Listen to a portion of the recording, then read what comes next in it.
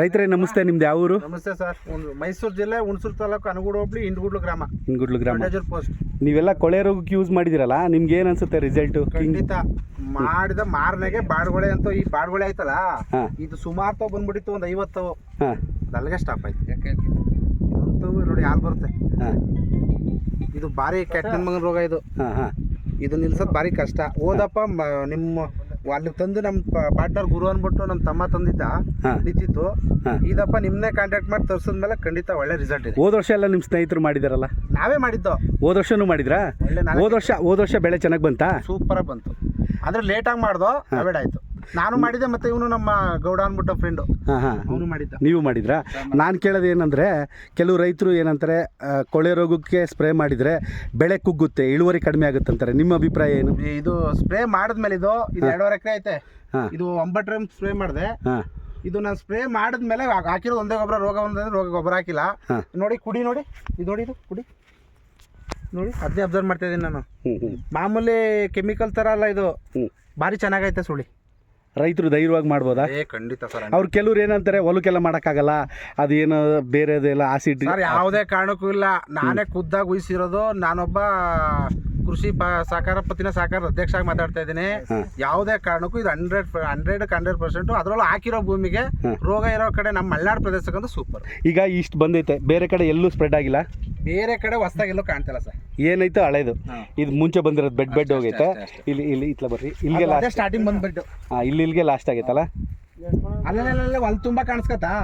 ಒಂದು spray ಮಾಡ್ದು evade ಆಯ್ತು. ಇದು ಇವತ್ತಿಗೆ ಸ್ಪ್ರೇ ಮಾಡಿ ಎಷ್ಟು ದಿನ ಆಯ್ತು? ಇವತ್ತು ಕರೆಕ್ಟಾಗಿ 8 ದಿವಸ ಆಯ್ತು. 8 ದಿನ ಆಯ್ತಾ? ನೀವು ಹೋದ ವರ್ಷ ಯೂಸ್ ಮಾಡಿದಿರಲ್ಲ, ನಿಮ್ಮ ಅಭಿಪ್ರಾಯ ಏನು? ಹೋದ ವರ್ಷ ಒಳ್ಳೆ ರಿಸಲ್ಟ್ ಸರ್. ನಾನೊಂದು ಮಾತು ಹೇಳ್ತೀನಿ, ರೈತರು ನಮ್ಮ ಔಷಧಿ ಯೂಸ್ ಮಾಡ್ತಾರಲ್ಲ, ಎಲ್ಲರೂ ಬೆಳೆ ಬೆಳಿತಾರ ಸರ್? ಬೆಳಿಬೋದು 3% ಸ್ಟಾರ್ಟ್ ಚೆನ್ನಾಗಿದ್ರೆ. ಅಲ್ಲ, ಕೊಳೆ ರೋಗ ನಾನು ಕೇಳೋದು, ಕೊಳೆ ರೋಗ ಕಂಟ್ರೋಲಿಗೆ ಬಂದು ಬೆಳೆ ಬೆಳಿಬೋದಾ ಅಂತನ. 3% ಅಲ್ಲ. ಏನಂದರೆ, ನಾನು ನಿಮ್ಮ ಹತ್ರ 1000 ಜನ ನೋಡ್ತಾರೆ. ನಿಮ್ಗೆ ಕೇಳೋ ಕ್ವಶನ್ ಕರೆಕ್ಟಾಗಿ ಆನ್ಸರ್. ಸ್ಪ್ರೇ ಮಾಡಿದ್ಮೇಲೆ ಮತ್ತೆ ಕೊಳೆ ರೋಗ ಹಂಗೆ ಕಂಟಿನ್ಯೂ ಆಗುತ್ತೋ, ಸ್ಟಾಪ್ ಆಗುತ್ತೆ? ಸ್ಟಾಪ್ ಆಗ್ಬಿಡ್ತು. ಏನಿತ್ತು ಅಷ್ಟೇ, ಒಂದು ಚೂರು ಹೋಗ್ಲಿಲ್ಲ. ಅದು ಬೆಡ್ ಒಂದೊಂದು ಬೆಡ್ ಹೋಗ್ಬಿಡ್ತು ಅಷ್ಟೇ. ಮಾಮೂಲಿ ಬೆಳೆಸು ಬೆಳೆ ಕಟಾವಿಗೆ ಬಂತು. ಎಷ್ಟು ಸರಿ ಸ್ಪ್ರೇ ಮಾಡಿದ್ರಿ ಹೋದ ವರ್ಷ? 2 ಸಲ. 2 ಸರಿಗೆ ಕ್ಲಿಯರ್ ಆಯ್ತಾ? ಹೆಂಗಾದರೂ ಆಗಲಿ, ಹೂ ಕೀಳೋವರೆಗೂ 15 ದಿನಕ್ಕೆ ಒಂದ್ಸರಿ ಮಾಡ್ಕೋಬೇಕಾಗತ್ತೆ. ನಿಮ್ಮ ಅಭಿಪ್ರಾಯ ಏನಾಗುತ್ತೆ? ಖಂಡಿತ ಮಾಡ್ತೀನಿ. ತಂದು ಮಡಗಿದಿಲ್ಲ 2 ಬಾರಿಗೆ. ಇದು ಈ ಊರಲ್ಲಿ ಸಾಕಷ್ಟು ಜನ ಮಾಡಿದಾರಲ್ಲ ನಮ್ದು? ಖಂಡಿತ ಒಂದು 10 ಜನ ಮಾಡಿದ್ದಾರೆ. ಇನ್ನು ಆಲ್ಮೋಸ್ಟ್ 70 ಭಾಗ ಮಾಡ್ತಾರೆ. ಅದನ್ನೇ ಮಾಡಕ್ಕೆ ಬಂದಿರೋದು. ಈಗ ನಮ್ಮ ಮಾಸ್ಟರ್ ರವಿ ಅಂದ್ಬಿಟ್ಟು ಹೊಸದಾಗಿ ಮಾಡೋರೆ, ಮಾಡ್ತಾರೆ. ಈಗ ನನ್ಗೇನು ಗೊತ್ತಾ, ಹೋದ ವರ್ಷ ನಮ್ದು ಏನು ಯೂಸ್ ಮಾಡಿದ್ರ ಅವ್ರು ಎಲ್ಲರೂ ಬೆಳೆ ತೆಗ್ದಿದಾರ.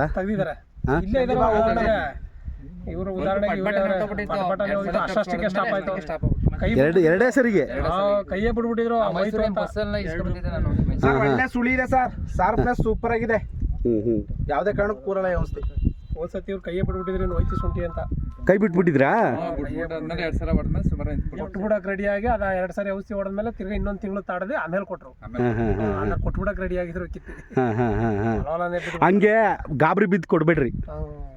ಒಂದ್ಸರಿ ನಿಲ್ತು ಅಂದ್ರೆ 15 ದಿನಕ್ಕೆ ಒಂದ್ಸರಿ ಮಾಡ್ಕೊಂಬಂದ್ರಿ ಅಂದ್ರೆ ಯಾವುದೇ ಕಾರಣಕ್ಕೂ ಕೊಳೆ ರೋಗ ಬರಲ್ಲ ಸರ್. ಅಲ್ಲಿ ನೋಡಿ, ಆ ತುಂಡಲ್ಲಿ ಆಲ್ಮೋಸ್ಟ್ ಒಂದು 20-30 ಕಾಣಿಸ್ಕೊಂಡಿತ್ತು. ಇಲ್ಲ, ಎಲ್ಲ ಸ್ಟಾಪ್ ಆಗೋಯ್ತು. ಅಲ್ಲೇ ಒಣಗೋಯ್ತು. ಅಲ್ಲಿಗೆ ಸ್ಟಾಪ್ ಆಗ್ಬಿಟ್ಟೈತೆ. ಖಂಡಿತ 2.5 ಎಕರೆ ಮಾತ್ರ ಮಾಡಿದ್ದೆ, ಅದಕ್ಕೇನು ಬಂದಿರಲಿಲ್ಲ. ಅದಕ್ಕೂ ಮಾಡ್ತೀನಿ. ಈಗ ನೀವು ಹೇಳಿದ್ರಲ್ಲ, ಬಂದ್ಮೇಲೆ ಪ್ಲಾಟ್ಗೆ ಮಾಡಿ ಅಂತ. ಅಡ್ವಾನ್ಸಾಗಿ ಒಂದ್ಸರಿ ಮಾಡ್ಕೊಂಬಿಟ್ರೆ ಸಮಸ್ಯೆ ಇರಲ್ಲ. ಯಾಕಂದರೆ ಒಂದೇ ಬೆಳೆ ಒಂದು ಊರಲ್ಲಿ ಎಲ್ಲ ರೈತರು ಬೆಳೆದಿದ್ದೀರಂದರೆ ಅದು ಕಂಪಲ್ಸರಿ, ಅದು ನೀವು ಯಾವುದೋ ಒಂದು ಕಾರಣ ಹೇಳ್ಬೋದು, ಬಂದೇ ಬರುತ್ತೆ. ಗಾಳಿ ಮುಖಾಂತರ ಹೋಗ್ತದೆ, ಯಾವುದೋ ಮುಖಾಂತರ ನೀವು ಏನೋ ಒಂದು ಕಾರಣ ಹೇಳ್ಬೋದು. ಒಂದು ಬೆಳೆ ಒಂದು ಊರಲ್ಲಿ ಎಲ್ಲ ಒಂದೇ ಥರದ ಒಂದೇ ಬೆಳೆ ಬೆಳೆಯಿದ್ರೆ ಅಂದರೆ ಅದು ಕಂಪಲ್ಸರಿ ಬಂದೇ ಬರುತ್ತೆ ಕೊಳೆ ರೋಗ. ನಮಸ್ತೆ ರೈತರೆ. Thank you.